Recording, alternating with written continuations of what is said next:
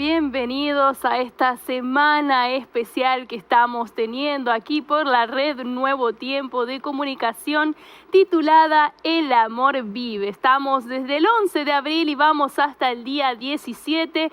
También le queremos dejar un saludo a nuestros amigos de la radio que nos están escuchando a través de la radio Nuevo Tiempo. Les dejamos un gran saludo. Gracias por estar acompañándonos en esta semana especial, hablando un poco acerca del amor, este amor infinito, ¿verdad?, que Dios dejó por nosotros allí en la cruz y que nos muestra día a día. En busca de la verdad se llama el material preparado especial para esta semana, preparado con mucho cariño para ti por la Escuela Bíblica Nuevo Tiempo.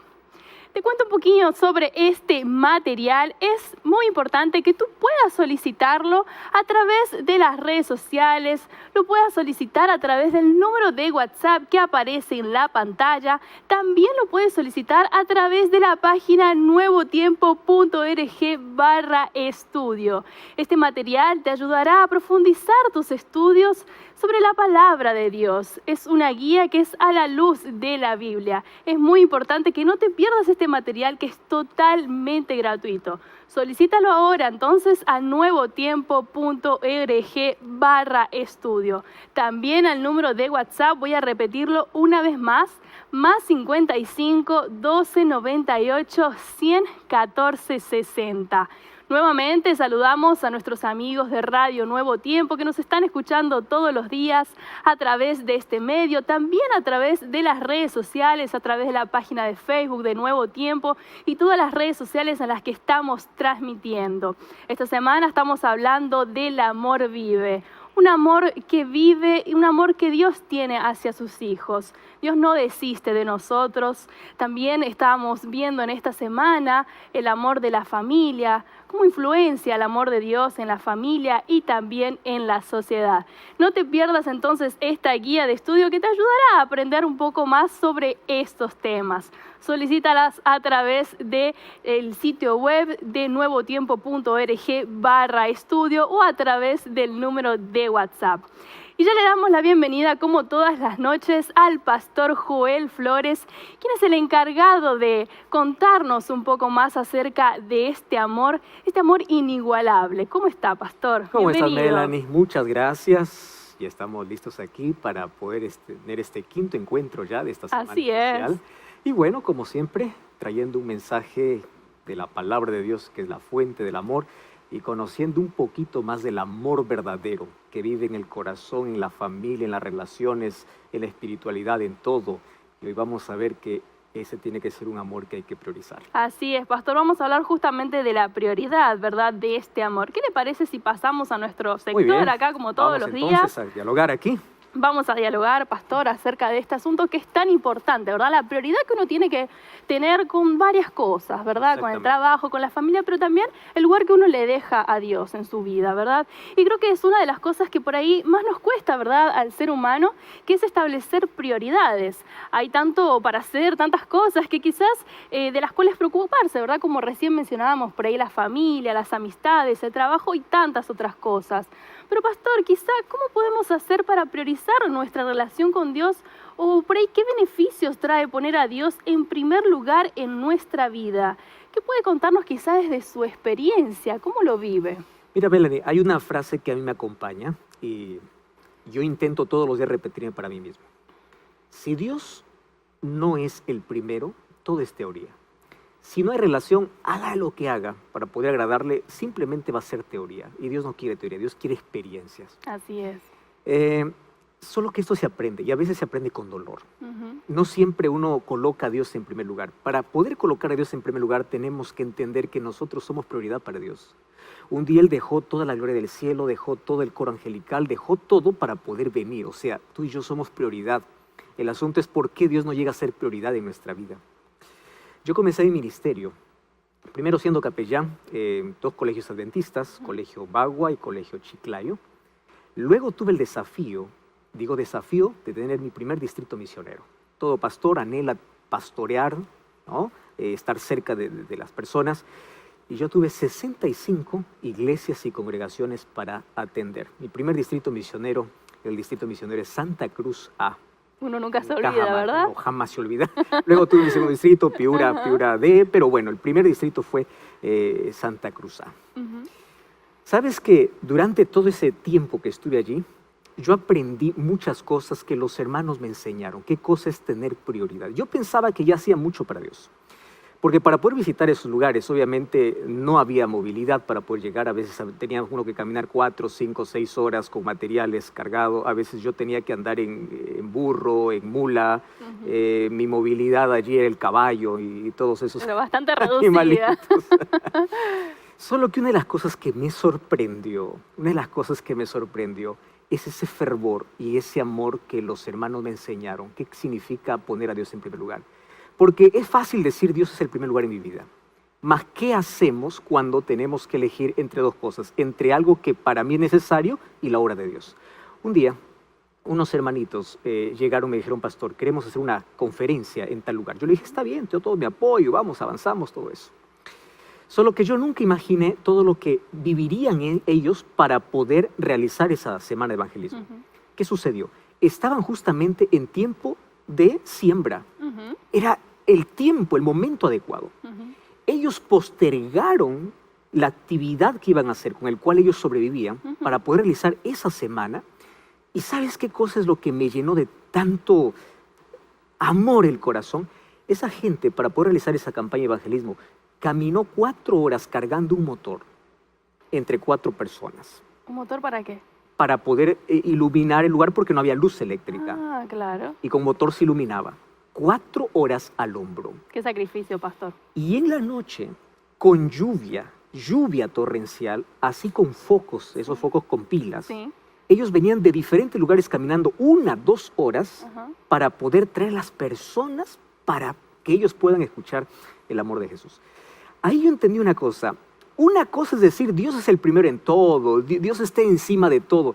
Pero cuando yo voy a mis verdaderas prioridades, ¿cuánto pesa mi amor hacia Él? Entonces ahí yo, al ver tanta sencillez, tanta humildad, tanto fervor para poder colocar a Dios en primer lugar, inclusive de sus actividades que tenían que ver con la alimentación, con el sustento diario, con su día a día. Y el sacrificio, a pesar de las dificultades, yo dije, esto es amor. O sea, colocar a Dios en primer lugar no es decir, hoy no llueve, entonces, hoy llueve, entonces yo no voy, yo aquí nada más. Eso no es colocar a Dios en primer lugar. No es colocar más allá de nuestro esfuerzo, no es palabra, tiene que ser experiencia. Y yo puedo contar muchas experiencias donde yo aprendí allí que colocar a Dios en primer lugar tiene que ver con acciones. Entonces, en mi agenda diaria, ¿dónde está Dios? Mi primer pensamiento, ¿quién es? Cuando yo me levanto, ¿qué es lo primero que hago? ¿Y por qué debo entender esto? Porque yo soy prioridad para Dios. Y cuando tú entiendes que eres prioridad para Dios, la pregunta es, ¿cómo nosotros tendremos el coraje de colocarlo en el último lugar de nuestra agenda? Así es, pastor. Y como usted recién mencionaba, ¿verdad? Tiene muchas experiencias y en la Biblia también encontramos muchas experiencias, así que seguramente que en el mensaje de hoy estaremos con algo de eso, ¿verdad? Lo sublime de este amor Así es, que Dios pastor. tiene para nosotros. Muchas gracias. Gracias, Belani. Gracias a ti. Gracias por estar allí, conectado, sintonizando este programa. Tú que estás ahí en la radio, estás escuchando, estás allí en la TV, estás en las redes sociales. Qué bueno es que podamos tener este encuentro. Hoy vamos a ver el amor sublime de Cristo por todos nosotros. A la verdad, explicar del amor de Cristo, las palabras nunca serán suficientes, porque el amor de Dios es inexplicable, es inmedible, es incalculable, es inefable, es incomparable. Mas hoy quiero que juntos podamos reflexionar en lo que sucedió hace un poco más de 2000 años atrás. Todo el mundo en estas fechas está un poco conmovida y comienza a reflexionar en su vida, en el sacrificio de Jesús.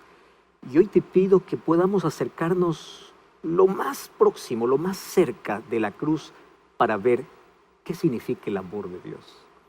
Vamos al libro de San Mateo capítulo 27, versículo 45 hasta el versículo 56. Yo quiero que tú puedas tomar tu Biblia y si no, puedas prestar mucha atención a lo que dice el texto bíblico. Dice así, Mateo 27, 45. Desde la hora sexta hubo tinieblas sobre toda la tierra hasta la hora novena.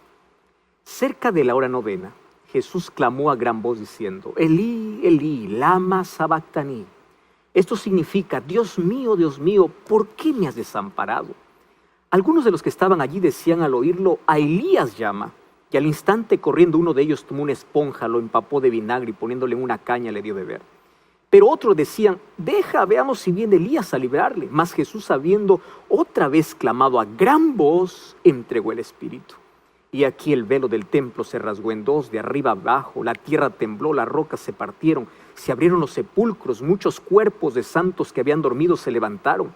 Saliendo de los sepulcros, después de la resurrección, vinieron a la ciudad santa y aparecieron a muchos. El centurión y los que estaban con él, guardando a Jesús, visto el terremoto y las cosas que habían sido hechas, temieron en gran manera y dijeron, verdaderamente este era el Hijo de Dios. Y estaban allí muchas mujeres mirando de lejos, las cuales habían seguido a Jesús desde Galilea sirviéndole. Entre ellas estaba María Magdalena, María la madre de Jacobo y de José, y la madre de los hijos de Zebedeo. Tantos detalles hay en esta historia. Yo quiero que tú me puedas acompañar. Mira, al leer estos versículos, nuestra mente obviamente viaja en el tiempo y vamos hacia atrás para poder imaginar exactamente todo lo que sucedió allí. Al contemplar lo que sucedió ese día, es posible que nuestro corazón se emocione y comience a latir más rápido. Inclusive nos podamos volver más sensibles al dolor y a la desesperación. ¿Sabes que ver morir a alguien es una de las cosas más traumáticas de la vida? ¿Ya viviste eso en carne propia? Como pastor ya estuve muchas veces con personas que están dando su último suspiro. Ya vi morir a tantas personas. Algunos llenos de ansiedad, de miedo, otros gritando de dolor. Otros también descansaban en paz. ¡Qué tranquilidad! Pero sabes que en todos los casos es difícil aceptar el final de la vida. Y en el caso de Cristo, pues fíjate, Cristo no estaba enfermo. Él no se arriesgó a realizar actividades ilegales.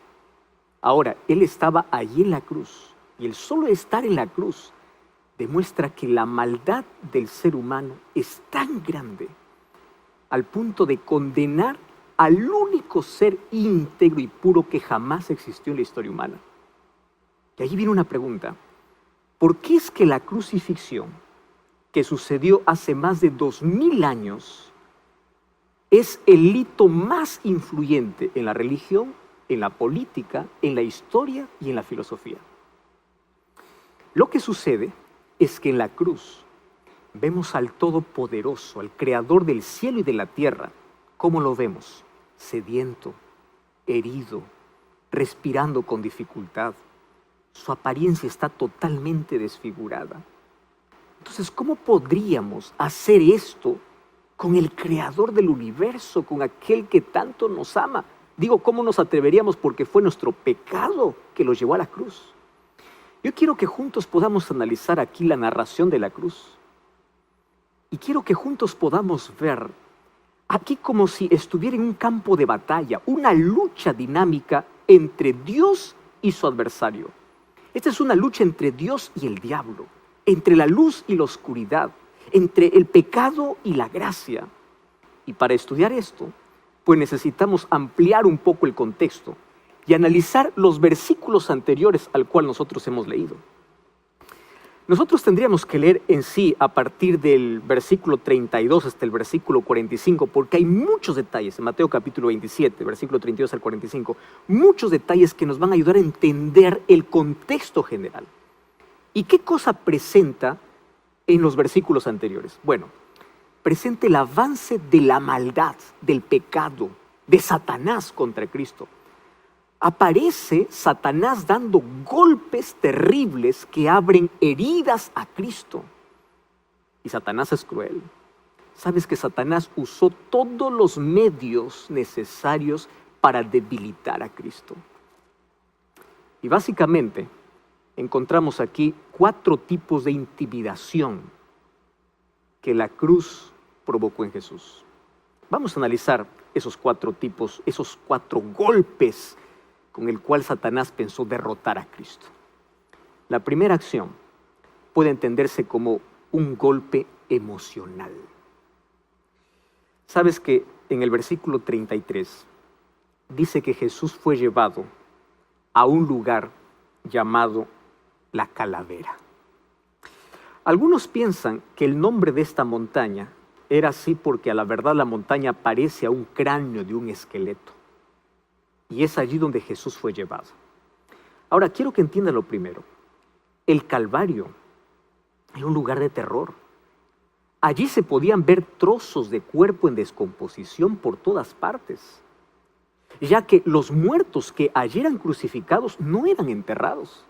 O sea, llegar allí era como entrar a un escenario de guerra.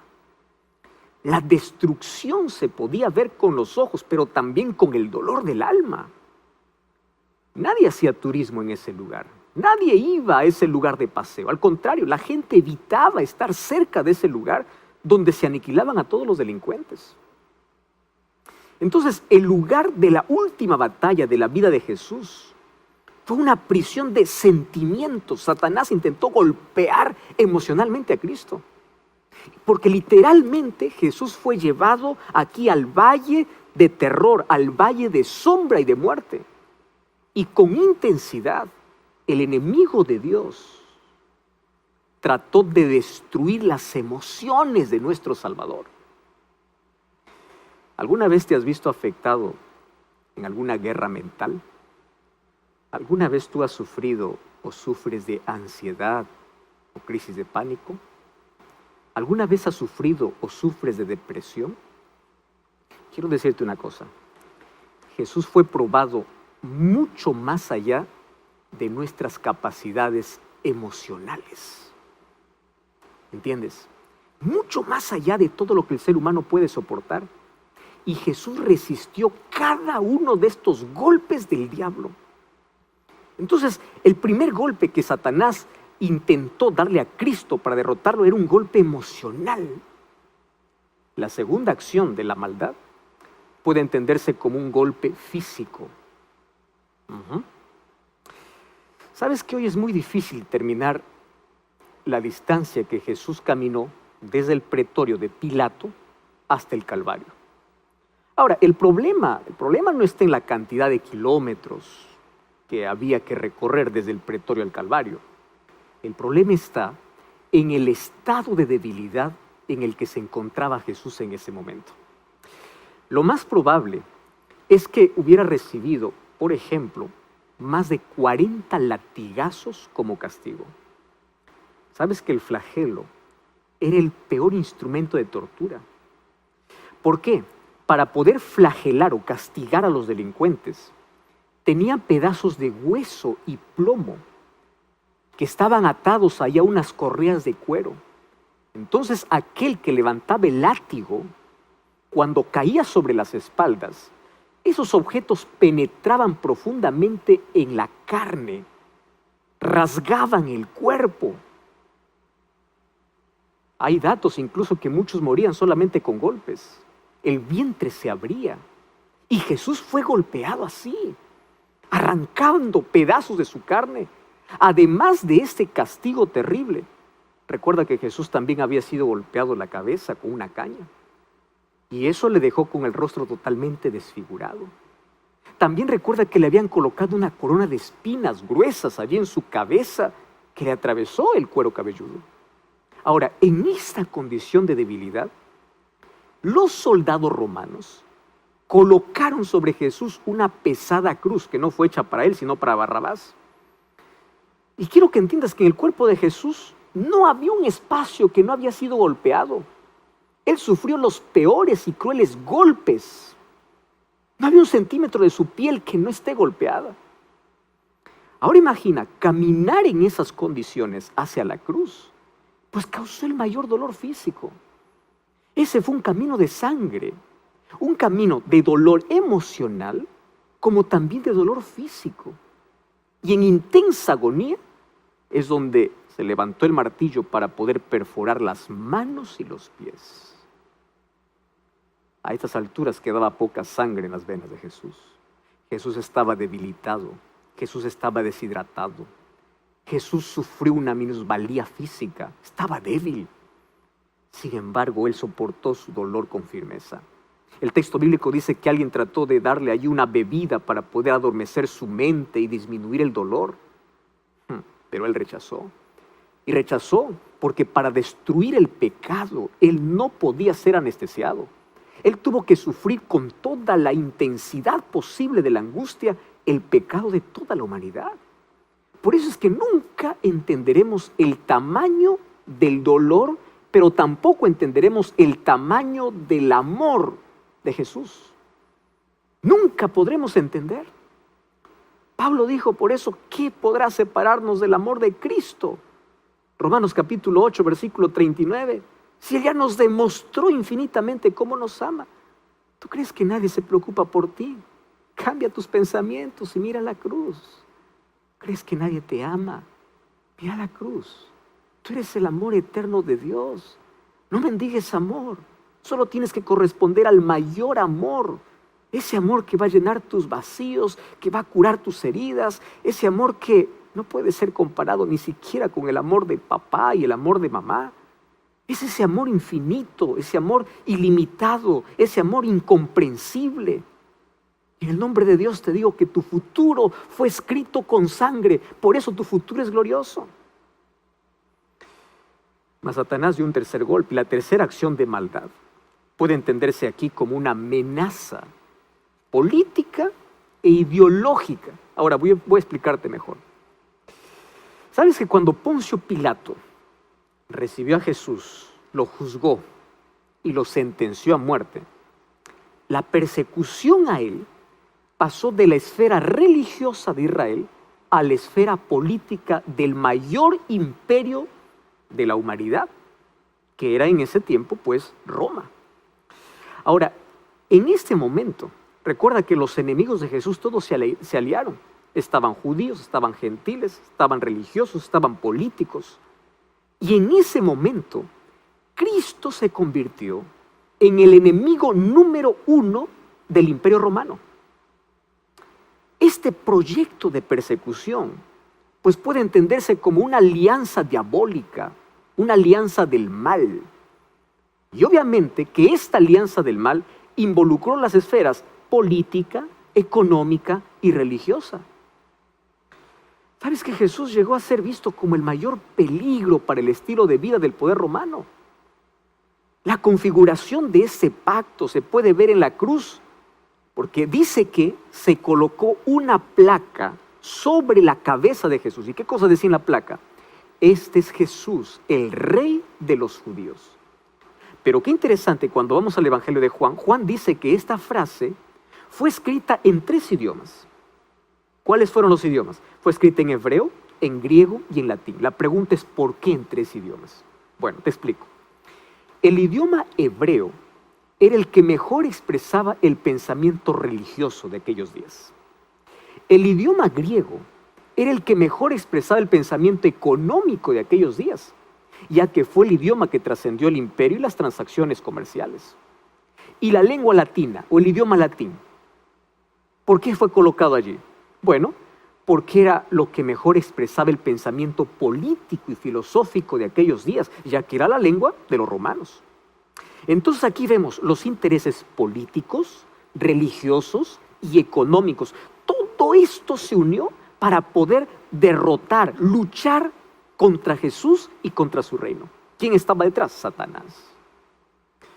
Ahora comprendes por qué Jesús, cuando estaba frente a Pilato, en Juan capítulo 18, versículo 36, Jesús le dice, mi reino no es de este mundo. Porque Jesús estaba colocando en oposición a esos sistemas corruptos que estaban dirigiendo detrás del escenario de pecado. Jesús era una amenaza para el estatus de poder. Él no vino a fundar un gobierno aquí. Su objetivo era mostrarnos un reino mayor y muy superior. Y como dice allí Hebreos capítulo 12, versículo 22, que nuestro destino es la ciudad del Dios viviente, es la Jerusalén celestial. Es decir, que fuiste hecho para ese reino, fuiste hecho para el cielo.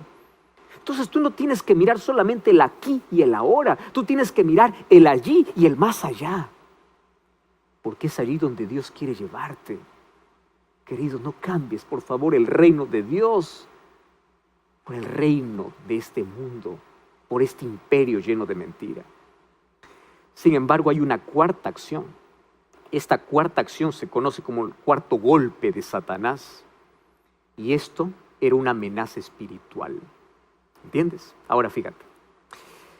La mayor tentación que Jesús sufrió en la cruz fue la burla de los líderes religiosos. Mira, los principales sacerdotes, los escribas, los ancianos, ellos estaban celebrando la muerte de Jesús en la cruz como si estuviesen gritando un gol en el final de un campeonato. Y allí en Mateo capítulo 27, versículo 42, el texto que leímos, dice que ellos se burlaban de Jesús y decía, Él salvó a otros y no puede salvarse a sí mismo.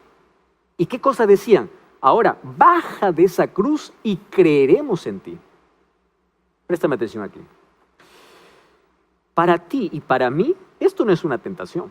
Por ejemplo, si alguien me dice, convierte estas piedras en pan, nunca será una tentación para mí porque yo no tengo poder, yo no puedo hacerlo. Pero para Dios sí, porque Él sí tiene poder. Y recuerda que después de haber ayunado durante 40 días, Satanás llegó para tentarlo. Entonces sí era tentación mostrar su poder. Si un día yo estoy herido y se ríen de mí y me dicen, hey, cúrate, bájate de la cruz, muéstrame tu poder, eso para mí nunca será una tentación. Pero si yo fuese Dios y ellos me dijeran, muestra tu poder, esto sería una grande tentación. ¿Tú sabes que Satanás estaba tentando a Jesús en la propia cruz? Dios ahí fue desafiado, así como hoy es desafiado. Hoy es desafiado por la ciencia, hoy es desafiado por el ateísmo. ¿Tú ya viste personas desafiando a Dios? Ahora, Él podría hacer las cosas más impresionantes para probar su existencia y su poder, pero sabes que esto no sería suficiente para nuestra salvación. Así que el silencio de Cristo era su única forma de poder empujar a las cuerdas del ring de batalla al pecado y Satanás. El silencio de Dios ante una oración que tú has hecho en la vida probablemente sea la manera como Él quiere ayudarte. Tú puedes estar seguro que si la mejor respuesta fuera sí, ahora lo habría hecho con la mayor rapidez del mundo. El problema es que a veces ni siquiera sabemos pedir correctamente y Dios tiene tanta paciencia y nos dice no o espera. Y es aquí donde llegamos en el contexto de la lectura que nosotros leímos al comienzo de este mensaje. Ahora, aquí quiero que prestes mayor atención aún. Hasta aquí, aparentemente Jesús está perdiendo la batalla. Imagínate que está en conflicto, Satanás y Jesús. Hasta aquí Jesús es golpeado emocionalmente, físicamente, políticamente, espiritualmente, como que Satanás está golpeando tanto a Jesús y Jesús está perdiendo. Pero allí, a los ojos de Satanás, Jesús no tenía ni tiempo ni recursos para cambiar la historia. Satanás parecía que está a punto de gritar la victoria. Pero aquí es donde comienza el paisaje a cambiar. La oscuridad se convierte en día, porque ahora Jesús toma la iniciativa. Y fíjate, el que estaba en silencio comienza a hablar. ¿Y cuándo comienza a hablar Jesús? Dice el texto bíblico, cuando la oscuridad se apodera en toda la tierra. Y esto no sucede por accidente. Tú sabes que en el Evangelio de Mateo, la palabra tinieblas aparece 6 veces antes de la cruz. Tú lo puedes comprobar allí, en Mateo capítulo 4, versículo 16, capítulo 6, versículo 23, capítulo 8, versículo 12, en fin. Ahora, en cada ocasión, ¿entiendes? En cada ocasión que menciona Mateo sobre la oscuridad, lo dice de manera simbólica más que literal. O sea, la oscuridad, ¿qué cosa representa? La extensión y el dominio del mal. ¿Correcto? Entonces, cuando Mateo dice que la oscuridad está literalmente tomando el control, la impresión que uno tiene es que la batalla está perdida. Porque el mal está intentando esconder el bien y Jesús sigue en silencio. Pero el significado es exactamente lo contrario. Porque la Biblia dice en varios lugares que Dios habita en medio de las tinieblas para traer luz. Tú puedes encontrar varios textos bíblicos, como Éxodo capítulo 19, Primera de Reyes capítulo 8, versículo 12, Salmo 97, 2. Vas a encontrar cómo Dios rompe las tinieblas. Ahora, aquí viene lo interesante. Cuando Satanás parecía triunfar, Dios estaba presente en el Calvario.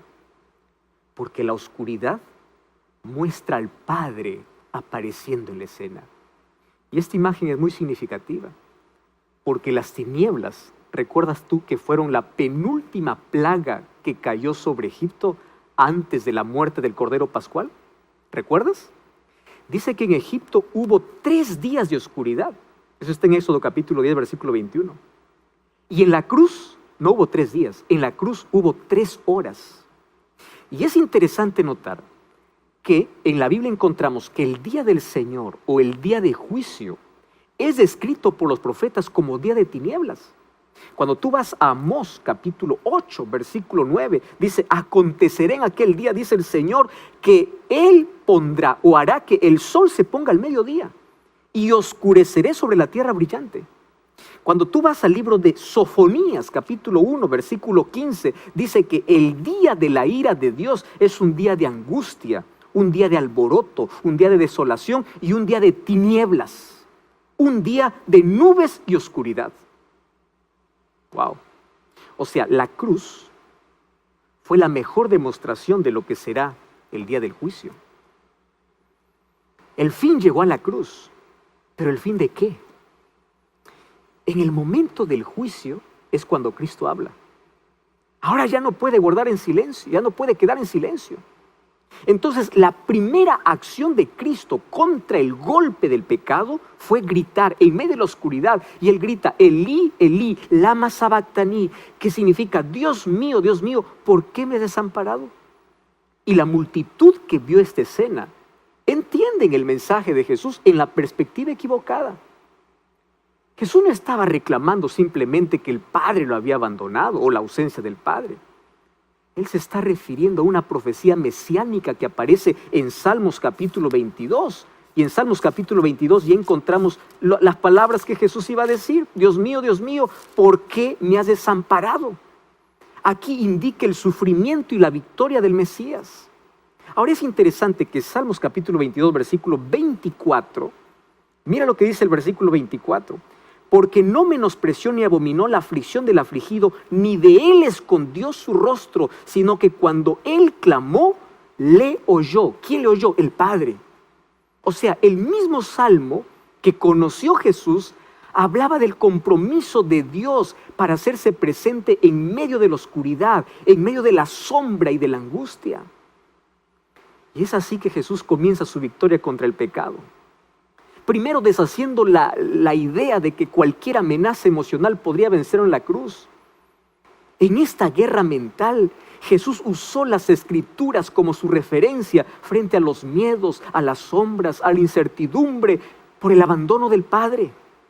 Yo quiero decirte que el mejor remedio para entender que el pecado no puede colocar sombras en tu mente es acudir a la luz de las Escrituras. Jesús siempre hacía esto. ¿Cuánto tiempo tú pasas con la palabra de Dios todos los días? La Biblia es un remedio para ti que sufres de ansiedad, porque las promesas bíblicas pueden traer paz. A través de la Biblia vas a comprender que Dios tiene el poder de vaciar tus dudas, tus temores. La promesa de Jesús es: venid a mí todos los que estáis trabajados y cargados, que yo os haré descansar. Ahora, Jesús derrotó entonces aquel dolor emocional confiando en las promesas del Padre. La segunda victoria que hace Jesús contra la maldad del pecado y contra Satanás es que Jesús vuelve a clamar a grande voz. Y esta expresión, grande voz, es una expresión muy común en Apocalipsis. En Apocalipsis, cuando Jesús aparece glorificado a Juan en la isla de Patmos, la primera experiencia que tiene en este encuentro, dice Juan, es escuchar una gran voz detrás de él. Eso dice Apocalipsis 1:10. Me llama la atención esa expresión, porque esta gran voz muestra que Él tiene el dominio sobre el futuro de la historia.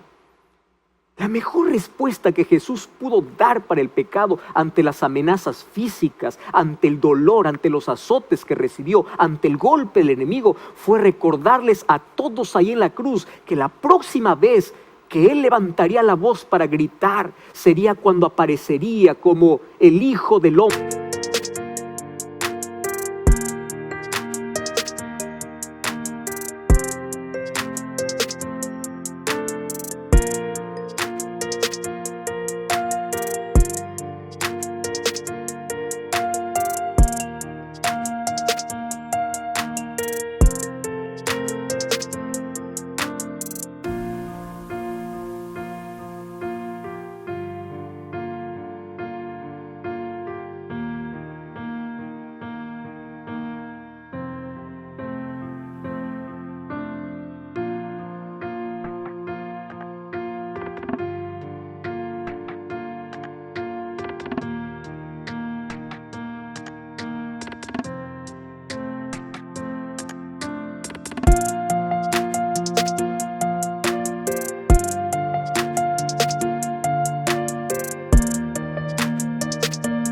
Hombre glorificado viniendo en las nubes de los cielos.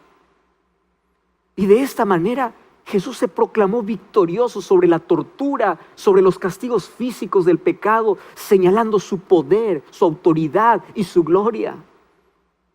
La voz de Cristo, a pesar de ser una voz mansa y humilde, quiero que sepas que es la voz que tiene poder. Cuando Él habla, las cosas suceden. Y cuando Él clamó a gran voz, Cristo determinó la destrucción eterna del pecado, de Satanás y de sus ángeles. Así que las consecuencias más visibles en el contexto del pecado, obviamente están relacionadas con las dificultades o con los problemas físicos. ¿Qué cosa trajo el pecado? Envejecimiento, enfermedades, deformidades. Y todo esto lo cargó Jesús cuando estaba en la cruz. Pero Él levantó la voz para decir: yo tengo la autoridad. Y al vencer a la muerte, Él estaba abriendo la posibilidad de que un día nosotros también podríamos llegar a ser glorificados.